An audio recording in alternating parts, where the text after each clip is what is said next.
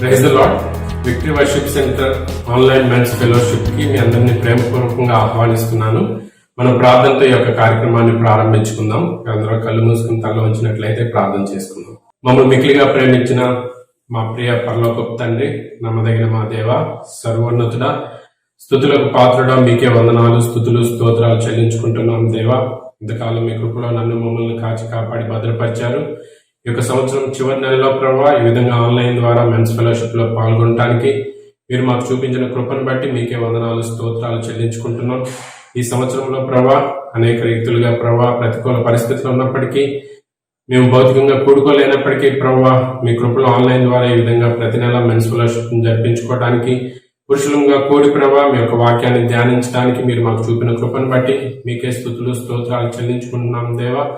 ఈ యొక్క సమయాన్ని ప్రభావ మీరే మా కొరకు దీవించి ఆశీర్వదించమని వేడుకుంటున్నాం. ఈ సమయంలో ప్రభావ ఎవరైతే కూడి ప్రభావ ఈ యొక్క కార్యక్రమాల్లో పాల్గొంటున్నారో వారందరినీ మీరే ప్రభావ దర్శించి వారి అవసరంలో మీరే సహాయం అనుగ్రహించమని వేడుకుంటున్నాం. ప్రతి ఆటంకాన్ని మీరే దూరపరిచి ప్రభావ మా యొక్క ప్రార్థన ద్వారా, ప్రార్థన ద్వారా, వాక్యం ద్వారా ప్రభావ మీ నామాన్ని మహిమపరుచుకొని హెచ్చించుకొని మీరే మహిమ, ఘనత, ప్రభావాలు ఆరోపించుకోమని మా రక్షకుడైన యేసు పరిశుద్ధ నామమున ప్రార్థించి వేడుకుంటున్నాం తండ్రి. ఆమేన్. ఈ సమయంలో మనం ఒక పాట ద్వారా దేవుని మనం స్తుతించి మహింపరుస్తాం. మనం సమస్తం దేవుని పరిపూర్ణతలో ఉండే కృప వెంబడి కృపను పొందుకుంటున్నాం. ఆయన కృపను బట్టే మనం రక్షణ పొందగలిగాం. సమస్తానికి ఆయన యొక్క కృప ఆధారమై ఉన్నది మనకి. కాబట్టి అటువంటి గొప్ప దేవుణ్ణి మన పాటల పుస్తకం నుండి పాట సంఖ్య 320 సంపూర్ణమైనది నీ కృప అనే పాట ద్వారా మనం స్తుతించి ఆరాధిద్దాం. మీరందరూ కూడా కలిసి పాడండి. సంపూర్ణమైనది నీ కృపా, శాశ్వతమైనది నీ కృపా, సంపూర్ణమైనది నీ కృపా, శాశ్వతమైనది నీ కృపా. మరువలేను నీదు నామం, మరువలేను నీదు నామం, మరపురానిది నీ కృపా, మరపురానిది నీ కృప, సంపూర్ణమైనది నీ కృపా, శాశ్వతమైనది నీ కృపా, సంపూర్ణమైనది నీ కృపా, శాశ్వతమైనది నీ కృపా.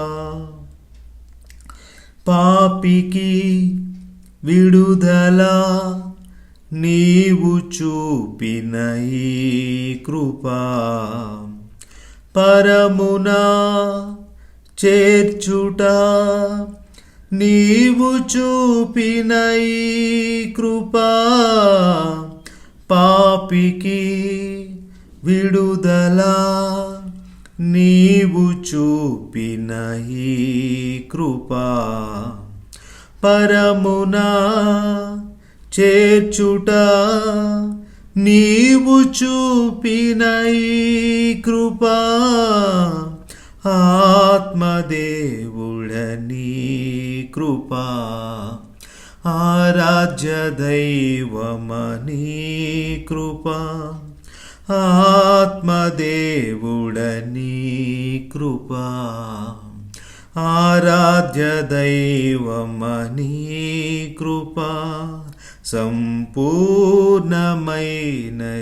నీ కృపా, శాశ్వతమైనది నీ కృపా, సంపూర్ణమైనది నీ కృపా, శాశ్వతమైనది నీ కృపా.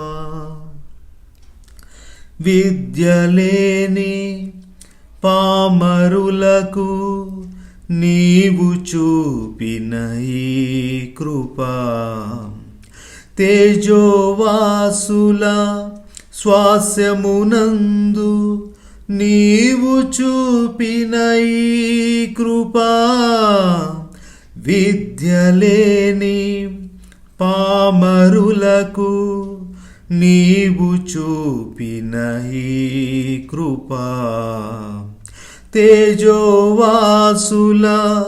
స్వాస్యమునందు నీవు చూపిన ఈ కృపా ఆత్మదేవుడనీ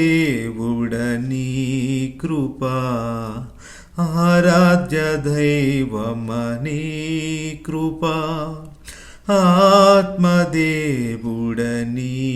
కృపా ఆరాధ్య దైవమనీ కృపా సంపూర్ణమైనది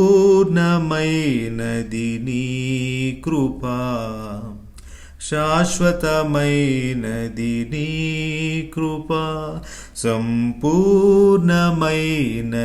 నీ కృపా శాశ్వతమైనది నీ కృపా మరువలేను నీదు నామం మరువలేను నీదు నామం మరపురానిది నీ కృపా మరపురానిది నీ కృపా సంపూర్ణమైనది నీ కృపా శాశ్వతమైనది నీ కృపా సంపూర్ణమైనది నీ కృపా శాశ్వతమైనది నీ కృపా. ఈ సమయంలో మనకు ఒక ప్రేయర్ రిక్వెస్ట్ ఉంది. ఆ యొక్క ప్రేయర్ రిక్వెస్ట్ చెప్పినప్పుడు మీరు కూడా జాగ్రత్తగా గమనించి ఆ యొక్క ప్రార్థన విన్నపంలో మీరు కూడా ఏకీభవించి ప్రార్థించవలసిందిగా కోరుతున్నాను. పురుషులు అన్ని విషయాలలో దేవుని వాక్యానుసారంగా సంతృప్తి కలిగి ఎదుగుతూ వారి కుటుంబాలను ఆ విధంగా దేవుని కొరకు సిద్ధపరచాలని ప్రార్థన విన్నపం. పురుషులు అన్ని విషయాలలో దేవుని వాక్యానుసారంగా సంతృప్తి కలిగి ఎదుగుతూ వారి కుటుంబాలను ఆ విధంగా దేవుని కొరకు సిద్ధపరచాలని ప్రార్థన. సర్వోన్నతమైన మా తండ్రి, మహిమగల మా దేవ, మహోన్నతుడ, మీ యొక్క ఘనమైన గంభీరమైన శ్రేష్టమైన నామాన్ని బట్టి మీకే వందనాలు, స్తుతులు, స్తోత్రాలు చెల్లించుకుంటున్నాం. ఈ విధంగా పురుషులుగా కూడి ప్రవ్వా మెన్స్ ఫెలోషిప్ లో పాల్గొని ప్రార్థించడానికి మీరు ఇచ్చిన అవకాశాన్ని బట్టి మీకే స్తోత్రాలు చెల్లించుకుంటున్నాం దేవా. ఇంతకాలం ప్రవ్వా అనేక సార్లు మీ విధంగా కూడుకొని ప్రార్థన విన్నపాల ద్వారా ప్రవ్వా మీ సన్నిధికి చేరుకోవడానికి మీరు మాకు చూపించిన కృపను బట్టి మీకే వందనాలు, స్తుతులు, స్తోత్రాలు చెల్లించుకుంటున్నాం. ఈ యొక్క మెన్స్ ఫెలోషిప్ ద్వారా ప్రవ్వా మీరు మాకు వాక్యానుసారంగా అనేక విషయాలను బోధిస్తూ ప్రవ్వా మీరు మా పట్ల ప్రభావ ఎటువంటి చిత్తాన్ని కలిగి ఉన్నారో, పురుషులు ఏ విధంగా బాధ్యత కలిగి ప్రభావ జీవించాలని కోరుకుంటున్నారో అటువంటి అనేకమైన విషయాలను మాకు బోధించారు ప్రభావ. గత సంవత్సరం అంతటిలో ప్రభావ మీరే మాకు బోధించిన విషయాలను బట్టి మీకే వందనాలు చెల్లించుకుంటున్నాం. వాటిని మేము జ్ఞాపకం చేసుకుని ప్రభావ మేము ఎంతవరకు ఎదిగామో పరీక్షించుకోవడానికి సహాయం అనుగ్రహించండి. ఈ సమయంలో ప్రభావ మీరు మాకు ఇచ్చిన యొక్క ప్రార్థన విన్నపాన్ని బట్టి మీకే స్తోత్రాలు చెల్లించుకుంటున్నాం దేవా. ఏ విధంగా పౌలు భక్తుడు ప్రభావ అన్ని విషయాల్లో అన్ని సమయాల్లో ప్రభావ కలిమిలోను లేమిలోను అన్నింటిలో కూడా ప్రభావ ఏ విధంగా సంతృప్తి కలిగి జీవించాడో ప్రభావ అటువంటి మాదిరిని మేము కలిగి జీవించడానికి సహాయం అనుగ్రహించమని వేడుకొంచున్నాం. మా యొక్క జీవితాల్లో ప్రభావ పురుషులంగా అనేక విషయాల్లో ప్రభావ ఎటువంటి పరిస్థితుల్లో ఎటువంటి సందర్భాల్లోనైనా కూడా ప్రభావ మేము కలిగి ఉన్న దాంట్లో సంతృప్తి కలిగి మిమ్మల్ని మహింపరిచే వారంగా జీవించడానికి మీ కృప అనుగ్రహించమని ప్రతి ఒక్కరికి ప్రభావ అటువంటి స్వభావాన్ని కలిగించమని వేడుకుంటున్నాం ప్రభావ. కలిగి ఉన్న సమస్తం ప్రభావ మీరుండే మేము పొందుకుంటున్నాం ప్రభావ. ఏ లోటు లేకుండా సమస్తాన్ని సమృద్ధిగా మాకు అనుగ్రహించగలిగిన దేవుడు. మేము అత్యాశలకు దురాశలకు పోయి ప్రభావ కష్టాలు కొని తెచ్చుకోకుండా మీరు మాకు ఇచ్చిన దాంట్లో ప్రభావ మేము సంతృప్తి కలిగి జీవించడానికి మీరే సహాయం అనుగ్రహించమని వేడుకొంచున్నాం ప్రభావ.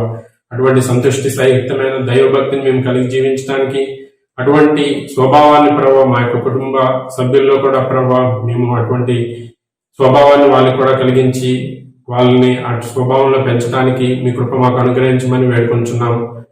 మేమందరం కూడా ప్రభావ పురుషులంగా అటువంటి స్వభావాన్ని కలిగి మిమ్మల్ని మహింపరిచే వారంగా మిమ్మల్ని ఆరాధించి గణపరిచే వారంగా జీవించడానికి మీరే మాకు తోడుగా ఉండి నడిపించమని మా జీవితాల ద్వారా ప్రభావ మీరు మహిమ పొందమని పురుషులంగా ప్రభావ మా యొక్క బాధ్యతలను సరైన రీతిలో మేము నెరవేర్చి మాదిరికరంగా ఉంటూ ప్రభావ మా యొక్క కుటుంబాలను కూడా ఆ విధంగా నడిపించడానికి కావాల్సిన శక్తిని మీ కృపలో మాకు అనుగ్రహించమని వేడుకొంచున్నాం.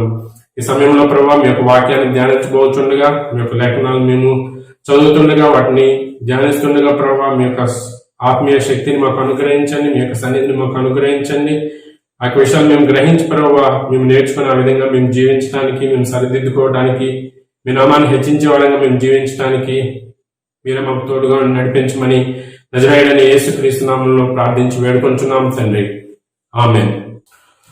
సామెతలు 24వ అధ్యాయం 10వ వచనాన్ని మీ యొక్క బైబిల్లో తెరిచి చూడండి. Proverbs chapter 24 verse 10. శ్రమ దినమున నీవు కృంగిన ఎడల నీవు చేతకాని వాడవగుదువు. శ్రమ దినమున నీవు కృంగిన ఎడల నీవు చేతకాని వాడవగుదువు. ఈరోజు మన అంశం ఏంటంటే how to be ready to face trials, temptations and challenges in life.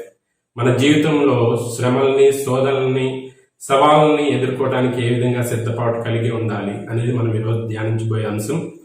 ఈ సంవత్సరం ప్రారంభమైనప్పుడు చాలా మంది ఎంతో ఉత్సాహంతో, ఎంతో ఆనందంతో, ఎంతో కొత్త ఆశలతో, కొత్త ప్రణాళికలతో ఈ యొక్క సంవత్సరాన్ని ప్రారంభించారు. చిన్న వయసు నుండి పెద్ద వయసు వరకు ఏ భేదం లేకుండా అందరూ కూడా ఎంతో కొత్త ఆలోచనలతో, ఉత్సాహంతో ప్రారంభించారు. కొంతమంది దీన్ని ఏమన్నారంటే 2020 పర్ఫెక్ట్ ఇయర్ అని కూడా అన్నారు. ఎందుకంటే 2020 అనేది పర్ఫెక్ట్ విజన్ అన్నమాట. మనం ఎప్పుడైనా మన చూపు మసగ్గా ఉంది, సరిగ్గా లేనప్పుడు మనం కంటి డాక్టర్ దగ్గరికి వెళ్ళినప్పుడు ఒక చార్ట్ని పెట్టి ఆ అక్షరాలను చదివిస్తారు మనతో. అవి మనకి ఎంత క్లియర్గా కనిపిస్తున్నాయో దాన్ని బట్టి మనకు చూపు సమస్య ఎంత ఉంది, దాని తీవ్రత ఎంత ఉందని వాళ్ళు చూస్తారు. ఆ యొక్క చార్ట్ మనకి 6 మీటర్స్ దూరంలో ఉంటుంది.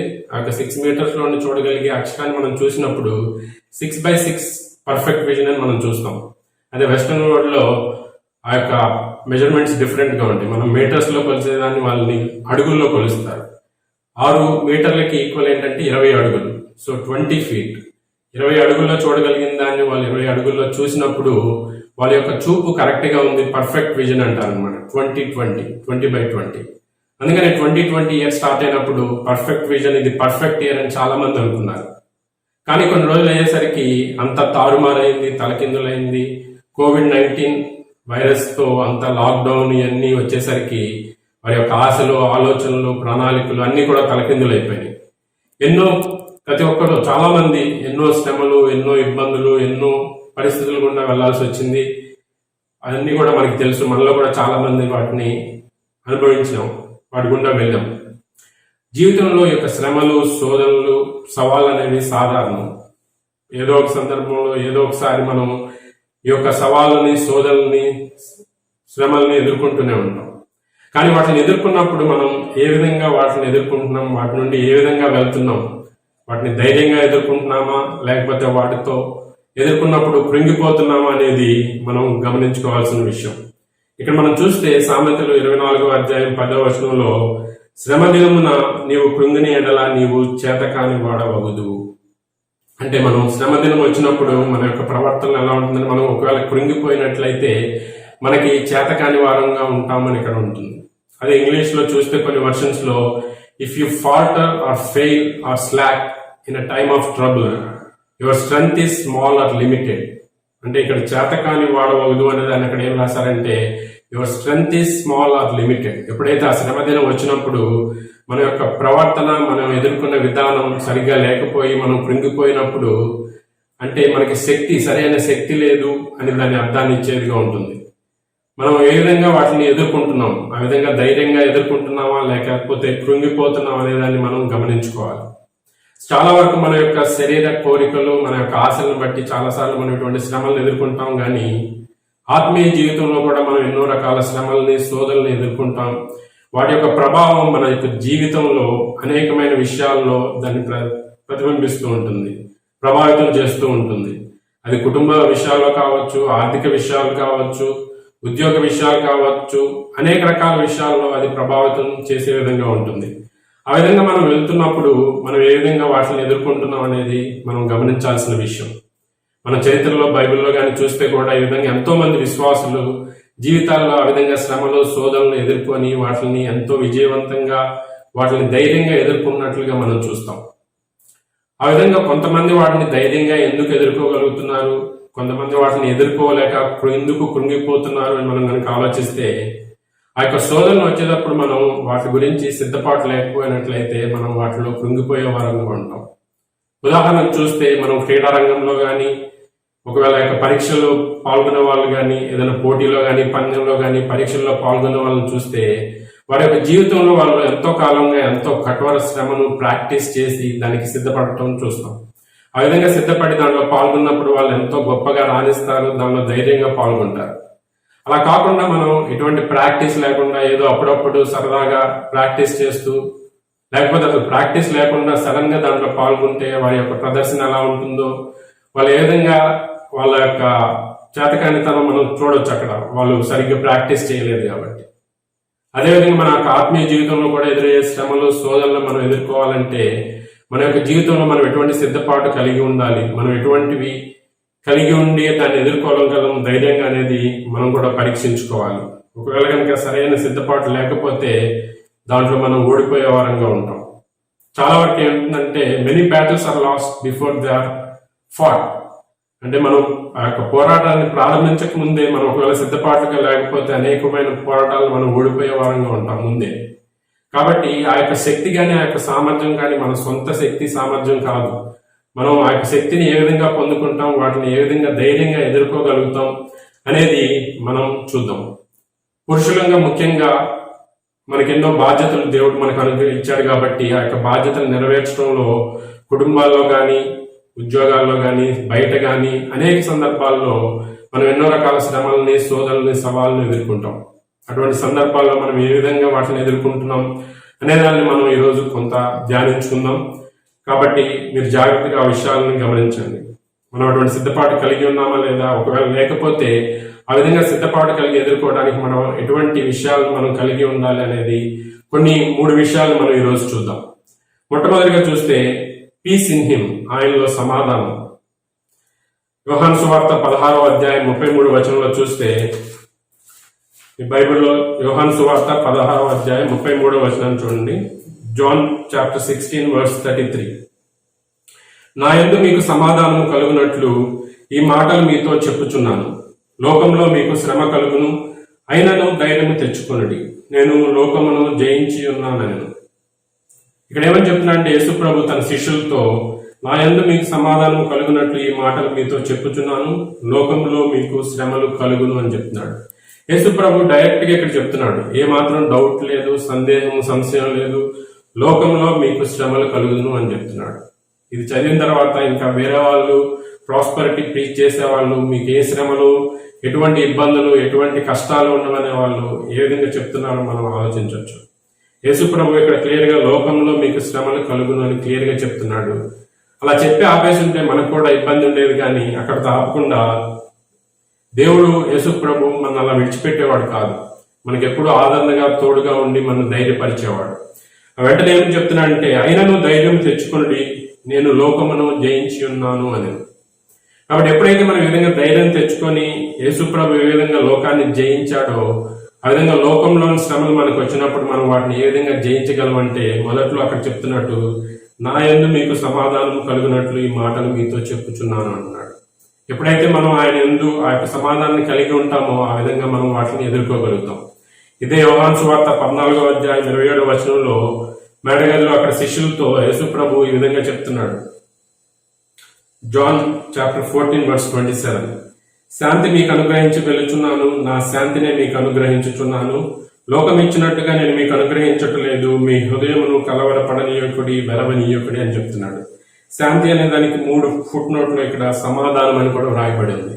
సో అక్కడ ఏం చెప్తున్నాడంటే, నా శాంతినే, అదే ఇంగ్లీష్ లో కూడా చూస్తే ఏమని ఉంటుందంటే, ఇక్కడ మనకి ఈ శాంతి మీకు అనుగ్రహించుచున్నాను, నా శాంతిని మీకు అనుగ్రహించుచున్నాను అని 2 చోట్ల మనకు ఒకేలాగా వ్రాయబడి ఉంది. కానీ తెలుగులో ఆ యొక్క గ్రీక్ లో 2 వేరు వేరు పదాలు వ్రాయబడి ఉన్నాయి. అది ఇంగ్లీష్ ట్రాన్స్లేషన్ లో ఏమని ఉంటుందంటే, peace I leave with you, my peace I give to you అని ఉంటుంది. Peace I leave with you, my peace I give to you అని ఉంటుంది. చాలా మంది ఉద్దేశం ప్రకారం అది ఏంటంటే, my peace I give to you అంటే, ఎప్పుడైతే యేసు ప్రభు మన కోసం ఆ యొక్క సిలువలో మరణించి మన పాపాలను తను భరించి మన కోసం ఆ యొక్క వేదనాన్ని చెల్లించి మనకు రక్షణ అనుగ్రహించి దేవునితో మన సమాధానం పరిచాడో, అప్పుడు మనం దేవునితో సమాధానం కలిగి ఉంటామో ఆ యొక్క పీస్, ఆ యొక్క సమాధానం అని చెప్తారు. ఎప్పుడైతే మనం ఆ విధంగా రక్షింపబడి ఆయన్ని తెలుసుకొని దేవునితో సమాధానం పరచబడ్డామో, అప్పుడు యోహాను సువార్త 15లో చెప్పినట్లు ఎప్పుడైతే మనం ఆయన నిలిచి ఉన్నప్పుడు ఆయన మనలో నిలిచి ఉంటాడు. ఆ విధంగా ఉన్నప్పుడు మనం ఆ యొక్క సమాధానాన్ని పొందుకోగలుగుతాం. సమాధానం కలిగి ఉన్నప్పుడు ఈ లోకంలో కూడా మనకి శ్రమలు ఎదురైనప్పుడు ఆ లోకాన్ని ఎదుర్కోగలిగే సమాధానాన్ని ఆయన మనకు అనుగ్రహిస్తాడు. ఎప్పుడైతే మనం ఆ దేవునితో సమాధానం పరచబడి ఆయన ఇచ్చిన సమాధానాన్ని ఈ లోకంలో మనం కలిగి ఉంటామో, మనం ఈ లోకంలో ఎదురయ్యే శ్రమలను ఎదుర్కోగలుగుతాం ధైర్యంగా. ఆయన మనలో ఉన్నాడు కాబట్టి ఏ విధంగా ఆయన లోకాన్ని జయించాడో మనం కూడా ఈ లోకంలోని శ్రమలను జయించగలిగే వారంగా ఉంటాం.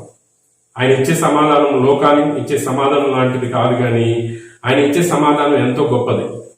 మనం లోకంలో ఎన్నో విషయాలు కలిగి ఉండొచ్చు, ఆస్తి, అంతస్తు, సంపద, బ్యాంక్ బ్యాలెన్స్, బంధువులు, స్నేహితులు, మనకి life insurance, health insurance, term policy, ఇవన్నీ ఉండొచ్చు. అవి ఉండకూడదని నేను చెప్పట్లేదు. అవి మనకు కొంతవరకు సహాయం చేయగలవు, కానీ దేవుడు ఇచ్చే సమాధానానికి వాటికి ఎటువంటి సంబంధం లేదు. ఆ యొక్క సమాధానాన్ని ఇవి ఏవి కూడా మనకి లోకం ఇచ్చే సమాధానం ఉపయోగపడదు, కానీ ఆయన సమాధానం మాత్రమే మనకి తోడుగా ఉండి ఈ యొక్క లోకంలో మనం యొక్క శ్రమల్ని, శోధనల్ని ఎదుర్కొన్నప్పుడు ఆ యొక్క సమాధానంతో మనం వాటిని ధైర్యంగా ఎదుర్కోగలుగుతాం, వాటిని జయించగలుగుతాం. కాబట్టి ఆయన యొక్క సమాధానాన్ని మనం ఎప్పుడు కలిగి ఉంటామో ఆ యొక్క శ్రమల్ని, శోధనల్ని, సవాళ్ళని ధైర్యంగా ఎదుర్కోవడానికి మనం సిద్ధంగా ఉంటాం. కాబట్టి అటువంటి సమాధానం నువ్వు కలిగి ఉన్నావా? ఆయన రక్షకుడిగా అంగీకరించి ఆ సమాధానాన్ని నువ్వు పొందుకొని ఉన్నట్లయితే నువ్వు కూడా ఆ విధంగా వాటిని ధైర్యంగా ఎదుర్కోగలుగుతావు. కాబట్టి ఒకసారి నువ్వు పరీక్షించుకో, ఆ సమాధానం నీకు ఉందో లేదో. మనం రెండో విషయాన్ని చూసినట్లయితే walking wisely and carefully. Walking wisely and carefully, జ్ఞానంతో జాగ్రత్తగా నడుచుకుంటా. ఎప్పుడైతే మనం జ్ఞానంతో జాగ్రత్తగా నడుచుకుంటామో అప్పుడు మన జీవితంలో మనం ఎదురయ్యే యొక్క అనేకమైన విషయాలను మనం ధైర్యంతో ఎదుర్కొని కృంగిపోకుండా ఉండే అవకాశం ఉంటుంది. ఎఫెసీయులకు రాసిన పత్రిక 5వ అధ్యాయం 15-16 వచనాల్లో చూస్తే, ఎఫిషియన్స్ చాప్టర్ 5 వర్సెస్ 15 and 16, దినములు చెడ్డవి కనుక మీరు సమయమును పోనీయక సద్వినియోగం చేసుకొనుచు అజ్ఞానుల వలె కాక జ్ఞానుల వలె నడుచుకున్నట్లు జాగ్రత్తగా చూచుకొనడి. 17వ వచనం కూడా చదువుతున్నాను. ఇందు నిమిత్తము మీరు అవివేకులు కాక ప్రభువు యొక్క చిత్తం ఏమిటో గ్రహించుకొనడి. ఎప్పుడైతే మనం ఈ యొక్క విషయాలను చూస్తే మనకేమర్థం అవుతుందంటే, ఇక్కడ పౌలు భక్తుడు ఏమని రాస్తున్నాడంటే, ఇక్కడ ముందు వచనాల్లో కూడా చూస్తే మనం 5వ అధ్యాయంలో ఏ విధంగా విశ్వాసులు యొక్క ప్రవర్తన ఉంటుంది అనేది, ఏవి ఉండాలి ఏవి ఉండకూడదు అనేది మొదటి 14 వచనాల్లో రాస్తాడు. ఈ యొక్క 15, 16, 17 వచనాల్లో చూస్తే ఈ విధంగా మనం ఎందుకు సిద్ధపడి ఉండాలంటే, దినాలు చెడ్డవి. మనం చుట్టూ చూస్తే ఏ విధంగా ఎటువంటి పరిస్థితుల్లో ఎటువంటి దినాల్లో మనం జీవిస్తున్నామో మనకు అర్థమవుతుంది. ఎంతో సులువుగా శోధనలో పడి పాపాలలో పడే వారంగా ఉంటాం, శ్రమల్లో ఇబ్బందులలో ఎదుర్కొనే వారంగా మనం ఉన్న దినాలు ఈ రోజుల్లో మనం ఉంటున్నాం. కాబట్టి ఆ యొక్క దినాలు చెడ్డవిగా ఉన్నాయి కాబట్టి మనం జ్ఞానుల వలె జాగ్రత్తగా ఏ విధంగా నడుచుకోవాలి, దేవుని చిత్తాన్ని ఏ విధంగా తెలుసుకోవాలి అని ఇక్కడ చెప్తున్నాడు. ఏ విధంగా మనం నడుచుకోగలము? వాచ్ఫుల్లీ, వాకింగ్ వైజ్లీ అండ్ కేర్ఫుల్లీ, అంటే జ్ఞానంతో జాగ్రత్తగా ఏ విధంగా నడుచుకోగలమంటే, ఎప్పుడైతే మనం ఆ యొక్క సమయాన్ని పోనీక సద్వినియోగం చేసుకుంటామో అప్పుడే మనం ఈ విధంగా జ్ఞానంతో జాగ్రత్తగా నడుచుకోగలుగుతాం. ఆ యొక్క సమయాన్ని పోనీక సద్వినియోగం చేసుకోవడం అంటే ఇంగ్లీష్లో ఏమంటే రిడీమింగ్ ద టైం. అంటే మనం ఎప్పుడు కూడా ఏదో ఒక పనులతో బిజీగా ఉండో, పనులు లేకపోయినా ఖాళీగా ఉన్నప్పుడు కూడా మనం దేవునికి ఇవ్వాల్సిన సమయాన్ని ఇవ్వకుండా, దేవునికి ఇవ్వాల్సిన సమయాన్ని కేటాయించకుండా, ఆ యొక్క సమయాన్ని పోనిచ్చే వారంగా సద్వినియోగపరచుకోకుండా మనం జీవిస్తున్నప్పుడు మనం అజ్ఞానుల వల్ల జీవిస్తాం, కానీ జ్ఞానుల వల్ల జీవించాం. అప్పుడు మనం దేవుని చిత్తాన్ని తెలుసుకోలేం, మనం ఈ యొక్క శ్రమలని, శోధనల్ని ధైర్యంగా ఎదుర్కోలేం.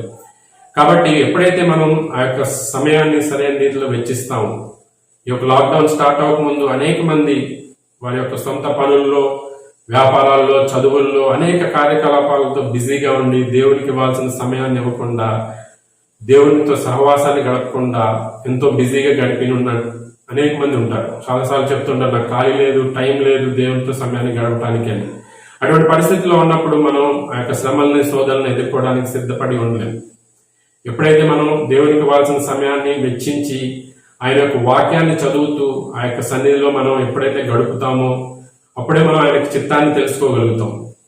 ఆ యొక్క జ్ఞానాన్ని కూడా మనం దేవుని వాక్యం ద్వారానే సంపాదించుకోగలుగుతాం. యాకోబు పత్రికలో కూడా చూస్తే మనకు అక్కడ 3వ అధ్యాయంలో యాకోబు పత్రిక జేమ్స్ లో 3వ అధ్యాయం 13 నుండి 17 వచనాల్లో అక్కడ ఉంటుంది. ఆ వచనాలన్నీ చదవట్లేదు, మనకి సమయం లేదు కాబట్టి. లోకానికి సంబంధించిన జ్ఞానం కాదు మనం సంపాదించుకోవాల్సింది, పరసంబంధమైన జ్ఞానం. ఎందుకంటే లోకానికి సంబంధించిన జ్ఞానం ఎలాంటిదంటే ప్రకృతి సంబంధమైనది, దెయ్యముల జ్ఞానం వంటిది అని 15వ వచనంలో చెప్తున్నాడు. కాబట్టి మనం సంపాదించవలసిన జ్ఞానం, పరలోక సంబంధమైన జ్ఞానాన్ని ఏ విధంగా సంపాదించగలుగుతామంటే ఎప్పుడైతే మనం దేవునితో సహవాసం చేసి దేవుని వాక్యాన్ని చదివి దేవునితో సమయాన్ని గడుపుతామో అప్పుడే యొక్క జ్ఞానాన్ని మనం పొందుకోగలుగుతాం. ఈ యొక్క యాకోబు పత్రిక 1వ అధ్యాయం 5వ వచనంలో కూడా ఏం చెప్తాడంటే జ్ఞానము పొదువుగా ఉన్న యెడల దేవుణ్ణి అడగవలను, ఆయన వారికి ధారాళంగా దయచేస్తాడు అని ఇక్కడ యాకోబు భక్తుడే రాస్తున్నాడు. కాబట్టి ఎప్పుడైతే మనం ఈ విధంగా మనం జ్ఞానాన్ని దేవుడి దగ్గరికి వెళ్ళి అడిగి పొందుకుంటామో, లోకానికి సంబంధించిన జ్ఞానం కాకుండా పరసంబంధమైన జ్ఞానాన్ని మనం పొందుకుంటామో, ఆ యొక్క సమయాన్ని సద్వినియోగపరచడం ద్వారా అప్పుడు మనం జ్ఞానంతో ఈ యొక్క చెడ్డ దినాల్లో జాగ్రత్తగా నడుచుకోగలుగుతాం, దేవుని చిత్తాన్ని తెలుసుకోగలుగుతాం. కాబట్టి మనం ఏ విధంగా మన యొక్క సమయాన్ని మనం గడుపుతున్నాం అనేది మనం పరీక్షించుకోవాలి. బిజీగానే కాదు, ఖాళీగా ఉన్న సమయాల్లో కూడా, లాక్డౌన్ సమయంలో మనం చాలా మందికి ఖాళీ సమయం దొరికింది. ఆ సమయాన్ని ఏ విధంగా వెచ్చించారనేది మనం ఒకసారి పరీక్షించుకుంటే అర్థమవుతుంది. స్టాటిస్టిక్స్ లో చూస్తే చాలా మంది ఆ సమయంలో వీడియో గేమ్స్ కానీ, ఆన్లైన్ లో గ్యాంబ్లింగ్ కానీ, పోర్నోగ్రఫీకి కానీ స్టాటిస్టిక్స్ చూస్తే ఎంతమంది ఎంత సమయాన్ని వెచ్చించారో అర్థమవుతుంది. Empty mind or idle mind is devil's den అంటారు. ఎప్పుడైతే మన మనసు ఖాళీగా ఉంటుందో అప్పుడు ఆ యొక్క మనసు చెడు ఆలోచనలతో, చెడు ప్రభావంతో నిండుకొని మనం శోధనలోకి వెళ్లి పాపం చేయడానికి కారణం అవుతుంది. దావీదు జీవితంలో కూడా మనం గమనిస్తే శత్రువులతో తన సైన్యం పోరాడుతూ ఉన్నప్పుడు దావీదు ఆ యొక్క యుద్ధం గురించి తన సిబ్బందితో, తన యొక్క మంత్రులతో ఆలోచించడం గాని, దేవుని సన్నిధిలో ఉండటం గాని, రాజ్యం గురించి ఆలోచించడం చేయకుండా మేడపైకి వెళ్లి ఖాళీగా తిరుగుతూ తన దృష్టిలో పడిన స్త్రీ విషయంలో శోధనకు లాగబడి పాపంలో పడి తను ఎటువంటి శ్రమలు అనుభవించాడో మనం చూస్తాం. కాబట్టి మనం మన యొక్క సమయాన్ని ఏ విధంగా ఉపయోగించుకుంటున్నాం, ఏ విధంగా సద్వినియోగం చేసుకుంటున్నాం అనేది మనం గమనించాలి.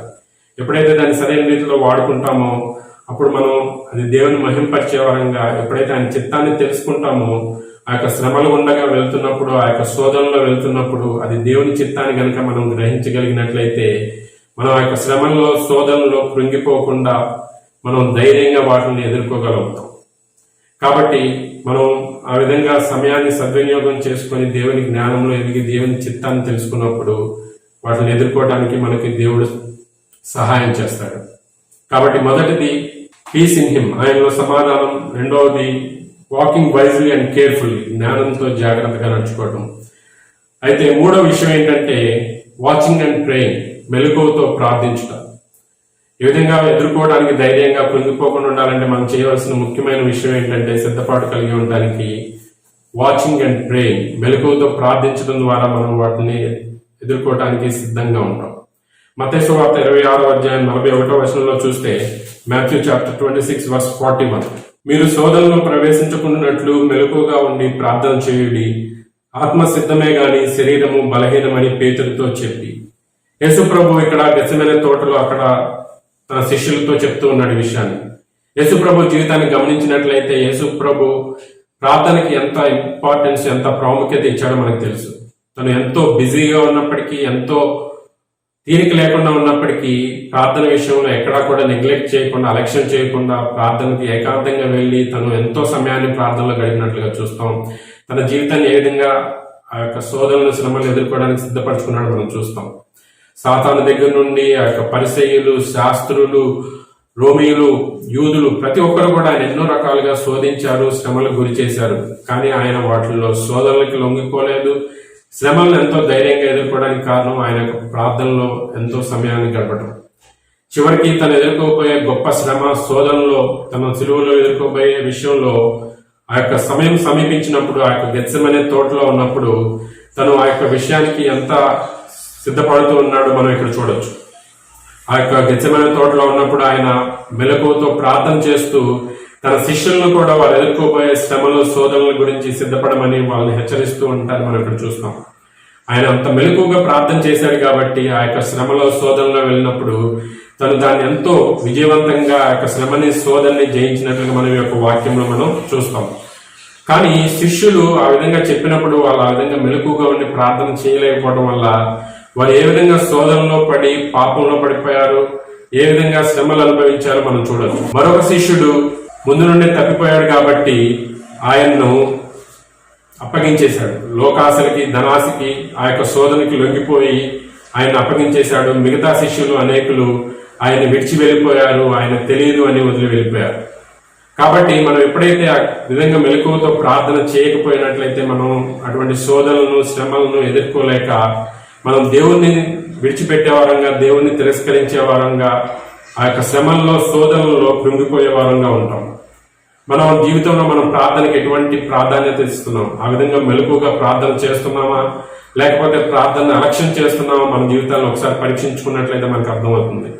మన ప్రార్థన ఎప్పుడు అలక్ష్యం చేస్తామంటే మన చుట్టూ మన పరిస్థితులన్నీ కూడా సవ్యంగా, ప్రశాంతంగా, ఎటువంటి ఇబ్బంది లేకుండా, మనకి అన్ని సమృద్ధిగా ఉండి, మంచి బ్యాంక్ బ్యాలెన్స్ ఉంది, మంచి ఆస్తి ఉంది, మనకి ఎటువంటి ఇబ్బంది లేదు అన్నప్పుడు మనం ప్రార్థన నిర్లక్ష్యం చేస్తాం, వాయిదా వేసే వారంగా ఉంటాం.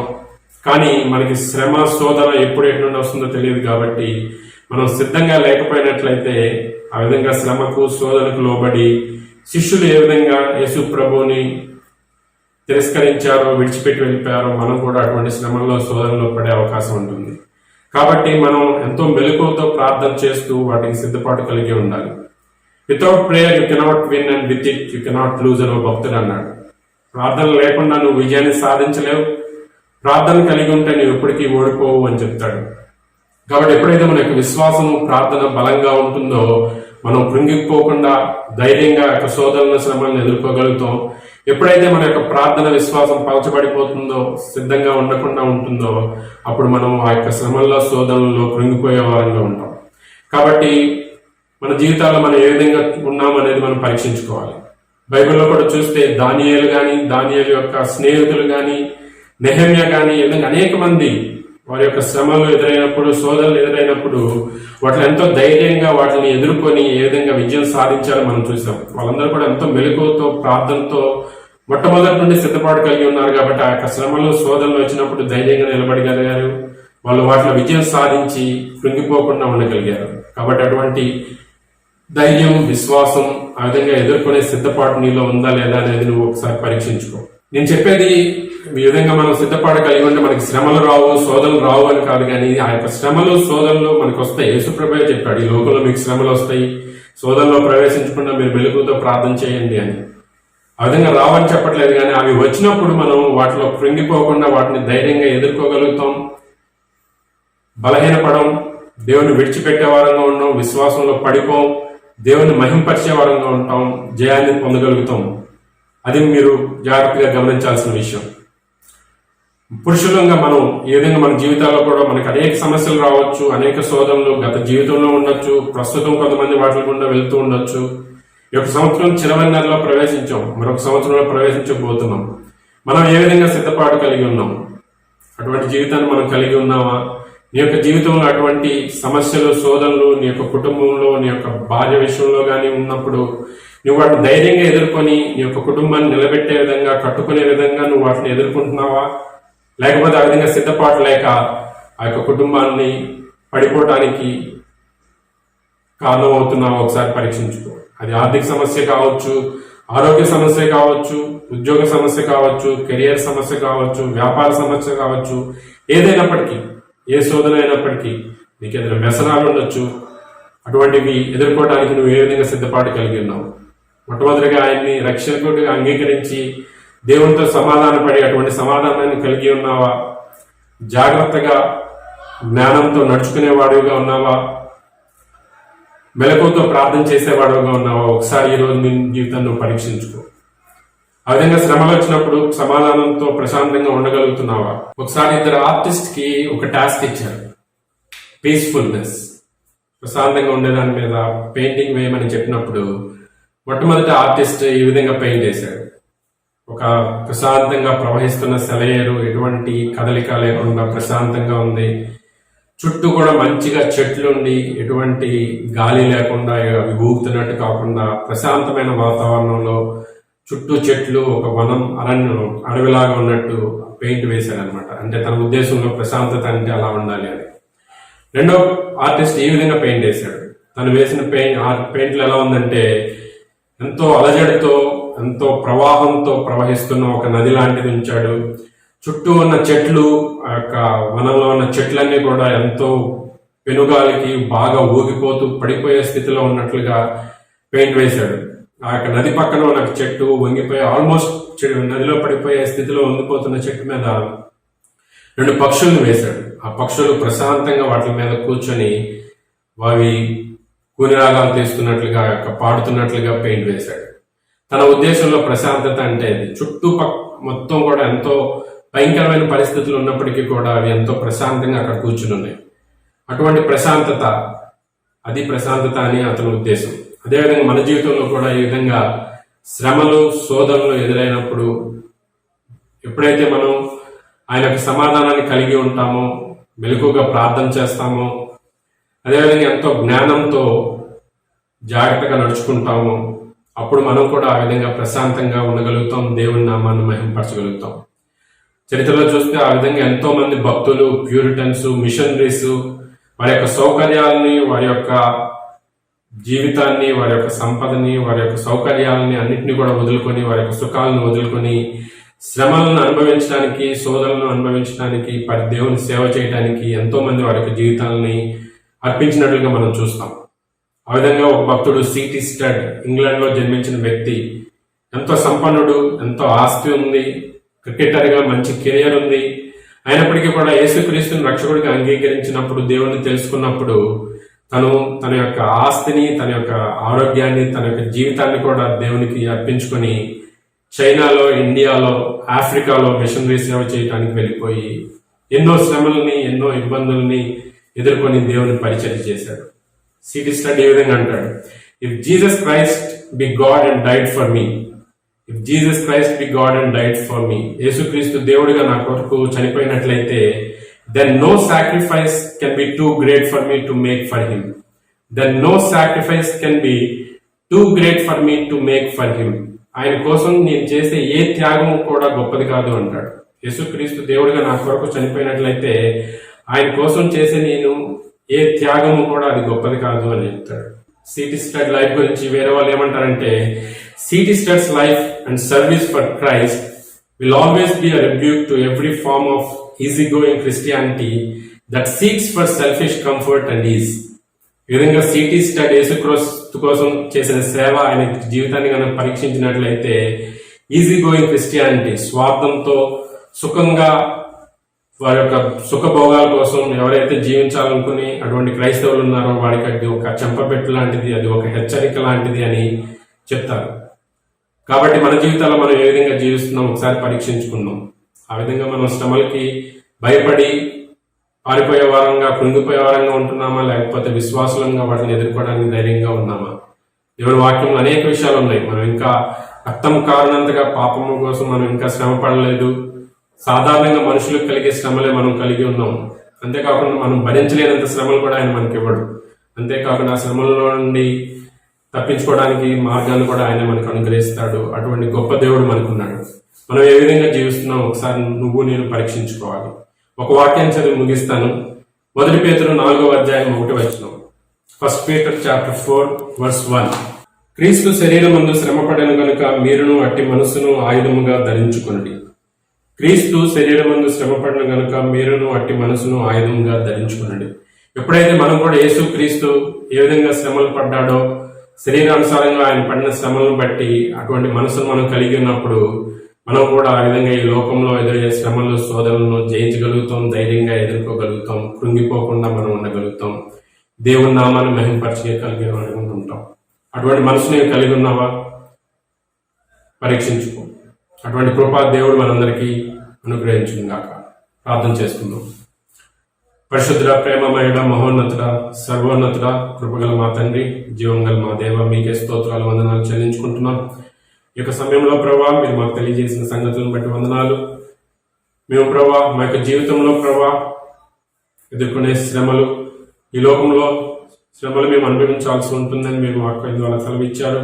ఆ యొక్క శ్రమలను, శోధనలు మేము వెళ్తున్నప్పుడు ప్రభా ఏ విధంగా మేము ధైర్యంగా వాటిని ఎదుర్కోవాలో ఆ విధంగా ధైర్యంగా ఎదుర్కోవడానికి మీ యొక్క సమాధానాన్ని కలిగి మెలకువతో ప్రార్థించే వారంగా, ఏ విధంగా ప్రభావ మీరు సాతాన్ని ప్రభావ వాక్యంతో, వాక్య జ్ఞానంతో ఎదిరించి ఆ యొక్క శోధనను ఎదిరించారో ప్రభావ, ఆ విధంగా మేము మా యొక్క సమయాన్ని సద్వినియోగపరచుకుంటూ మీ యొక్క వాక్య జ్ఞానంలో ఎదుగుతూ ప్రభావ జాగ్రత్తగా నడుచుకునే వారంగా ఈ యొక్క చెడ్డ దినాల్లో ప్రభావ మేము జాగ్రత్తగా జీవించడానికి మీ కృప అనుగ్రహించమని వేడుకుంటున్నాం.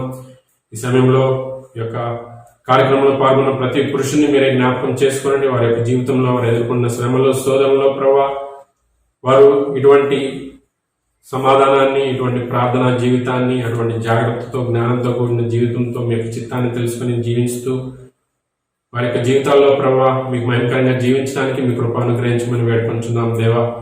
50 సంవత్సరంలో మేము కొత్త సంవత్సరంలో ప్రవేశించబోతుండగా ప్రభావ మరొకసారి మేము ఈ విధంగా పురుషులుగా కూడి మిమ్మల్ని ఆరాధించడానికి రాబోయే దినాలు ఏ విధంగా ఉంటాయో మాకైతే తెలియదు కానీ ప్రభావ మీరు ఏ స్థితిలోనైనా, ఏ పరిస్థితిలోనైనా ప్రభావ మేము ఏ విధంగా జీవించాలో మీ యొక్క వాక్యం ద్వారా మాకు సెలవిస్తూ మాకు తోడుగా ఉంటున్నందుకు, యేసుక్రీస్తు కలిగిన మనసును మేము కలిగి ఆయన ధరించుకొని ప్రభావ వాటిని ఎదుర్కోవడానికి సిద్ధంగా ఉండడానికి మీ కృప మాకు అనుగ్రహించమని, ప్రతి ఒక్కరిని మీరే దీవించి వారి వారి అవసరతలో, వారి అక్కర్లో మీరే తోడుకొని సహాయాన్ని అనుగ్రహించమని, మీ నామాన్ని గణపరచుకోనమని, మీరే మహిమ, ఘనత, ప్రభావాలు ఆరోపించుకోనమని మా రక్షకుడు మీ ప్రియకుమారుడైన యేసుక్రీస్తు పరిశుద్ధ నామమున ప్రార్థిస్తున్నాం తండ్రి. ఆమేన్. మన ప్రభువైన అయిన యేసుక్రీస్తు కృప, తండ్రి అయిన దేవుని ప్రేమ, పరిశుద్ధాత్మ అన్యోన్య సహవాసము ఆయన విశ్వాసం నుంచి ప్రతి ఒక్కరికి సదాకాలం తోడే నడిపించును గాక. ఆమేన్.